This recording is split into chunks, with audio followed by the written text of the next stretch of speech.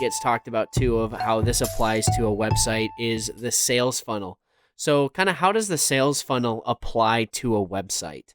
Yeah, so a sales funnel is a clearly designed and laid out path that people are going to follow intuitively as they go through your website. And at the end of that funnel is a sale or a form completion or a donation or whatever your company needs at the end of the day or offers.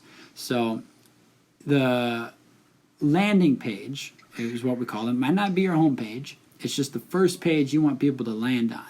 And then that page should lead to the next step in the process. And then after that should be a process completion page. There should be very few steps in the process.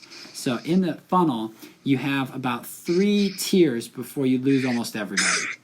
3 tiers before you lose almost everybody. So if I find product X description on the internet, I need a link on that page that's clearly demarcated that says buy now or add to cart. And then that will then take me. So if you haven't noticed, over the past 10 years, websites have gone from me clicking on add to cart and nothing happening. It just adds to my cart and then I keep on shopping, to I click on add to cart and it takes me to my cart.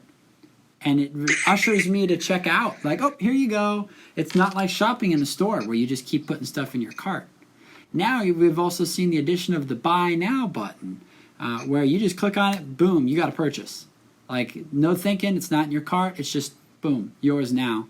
Amazon's added a little bit of a step in there. I think there was a period where it was just you click, you got it. Now there's a pause, what payment method, and where do you want it shipped. That's it, then it's yours. They've taken the shopping cart out of the mix. That is all examples of types of sales funnels. So you land on a page, there needs to be a clear next step. Where am I going with this page? Do I have to hunt down the answer? I shouldn't have to hunt down the contact us page to get a hold of you. It should be clearly on there. So landing pages are the pages people come to first, and they should be ones you've deliberately chosen as your first page.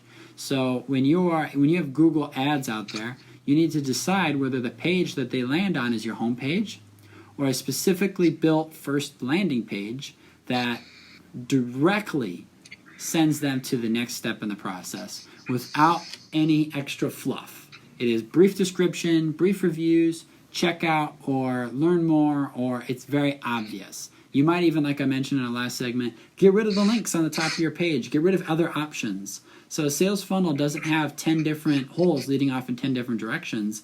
It's just step 1, step 2, step 3, we're done. If your sales funnel has more than 3 steps in it, it's probably not built right. You've lost almost everybody after step 3.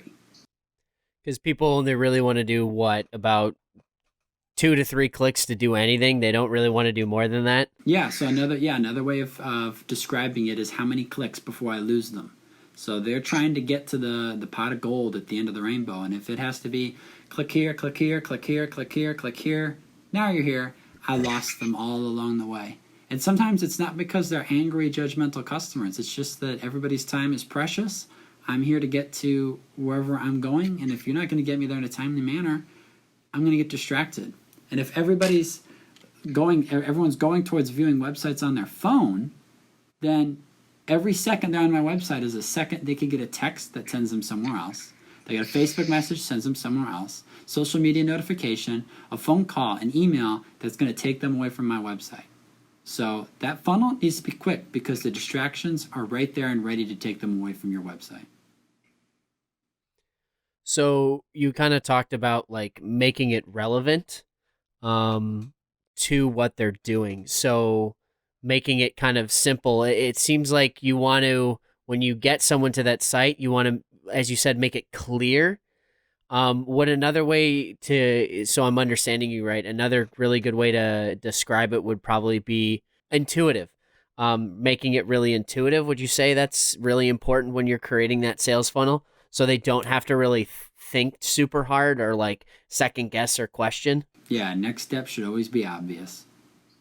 If it's not, then you don't want them to have to think about where they're going. They already know where they're going. Just walk them there. Mm-hmm.